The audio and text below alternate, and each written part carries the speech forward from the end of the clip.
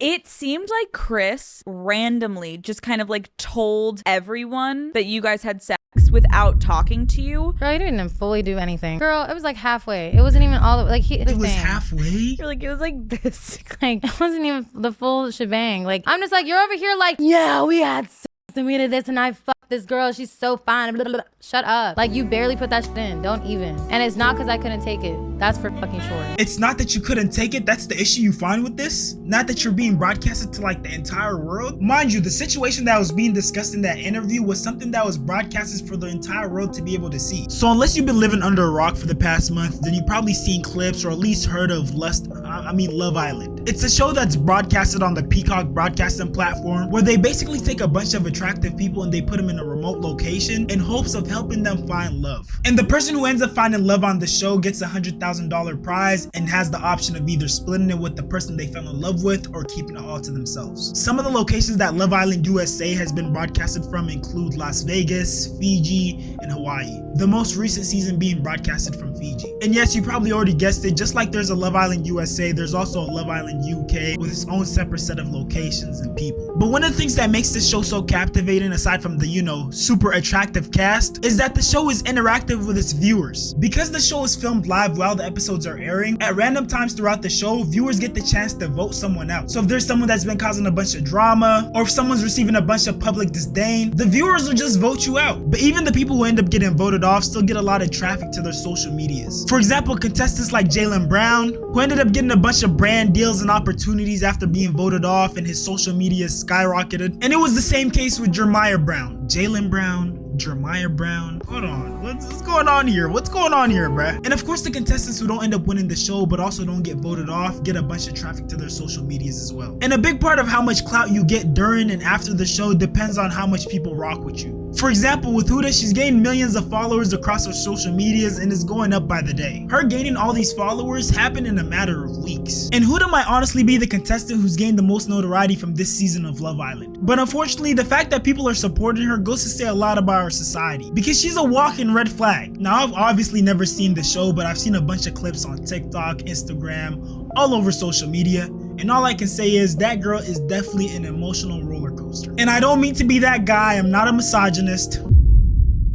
No, for real though, I'm joking. I'm literally joking. But I truly feel like a huge part of the reason why a lot of people are letting Huda's actions slide is because she's an attractive woman. Y'all let attractive women get away with damn near anything. And I know I'm still probably gonna get those "this guy hates women" comments, so I'm just gonna go ahead and let a woman make the points for me. If a man had a child and went on Love Island and refused to tell any of the other girls that he has a child other than the girl that he's coupled up with, y'all would call him weird.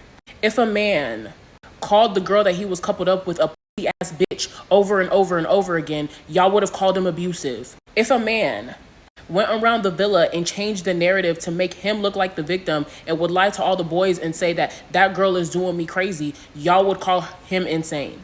If a man told a girl, I'm counting down from 3, if you don't give me some pussy, I'm going to make your day horrible tomorrow, Yeah, maybe 3 seconds. I'm dead ass. 2. y'all would have called it sexual coercion.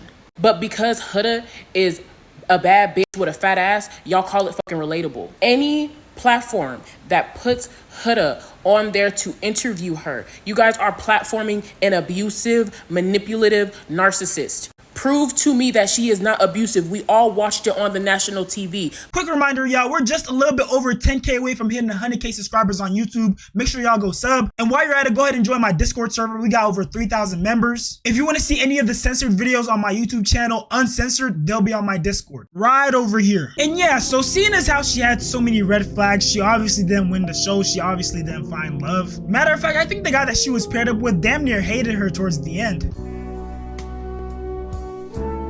But surprise, surprise, a couple days after the show ended, she spotted with a whole new dude, and people are making the joke that she found a new man before she even went to see her kids. But if I'm being honest, none of this really surprises me. Huda's actions, the people who are defending her, the fact that they allowed it to happen on Love Island, none of this surprises me. Because although it might be called Love Island, it might be the furthest thing away from love. It should really be called Lust Island.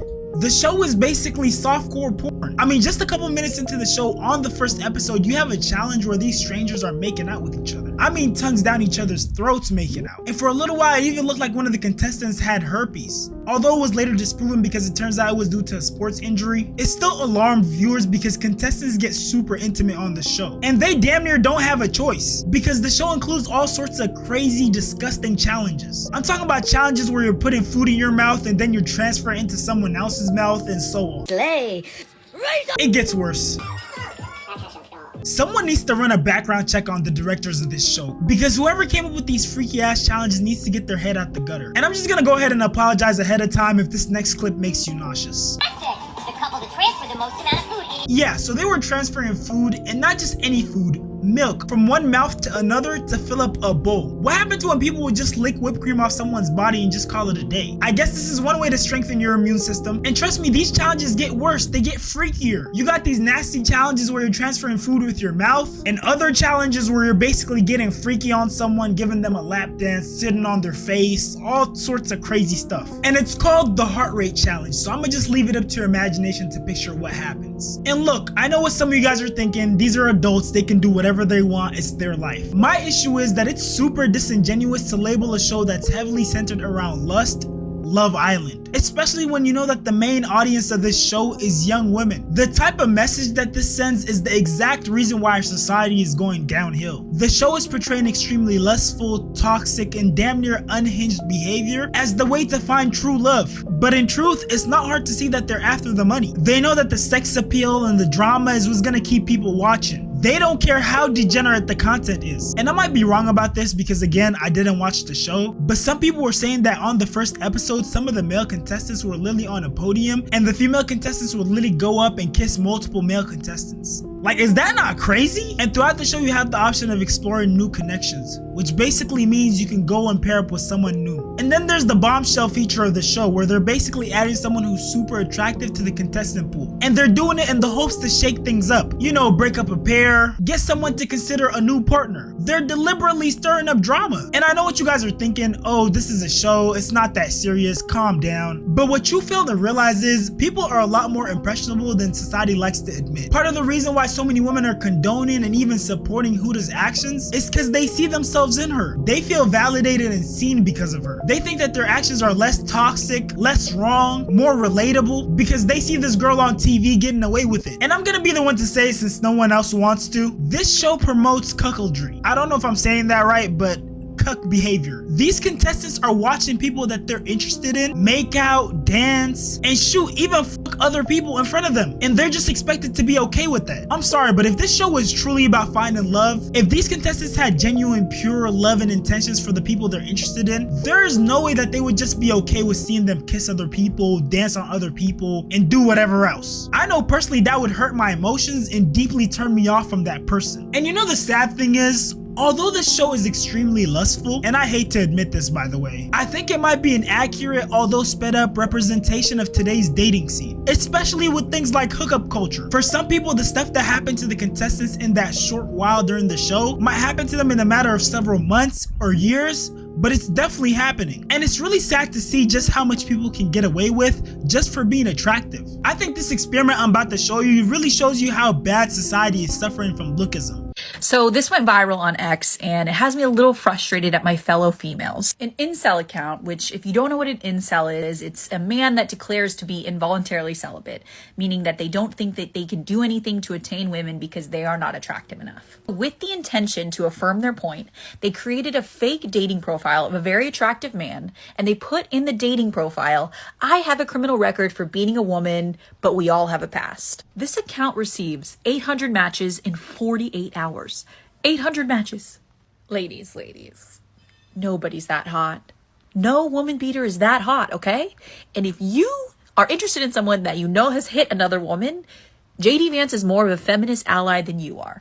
And trust me, I'm not going to deny that if a hot woman in a bikini put in her profile, I have a past of theft and domestic violence, she'd probably get 800 matches too. When people put this much weight and value on your physical appearance, it's no wonder you have men obsessed with look maxing, hopping on steroids, mewing, and then women doing all these crazy surgeries at a super young age, BBLs, lipo, rhinoplasties, and the list goes on. And because society's so hyper focused on your looks, Love Island contestants like Huda can get away with being a a walking red flag. If you made it this far, I appreciate you for watching. Go ahead and like, comment, subscribe. We're almost at 100K subscribers, bruh. Appreciate y'all so much, bruh. 40 Shams, 40 World. I'm out. Love y'all.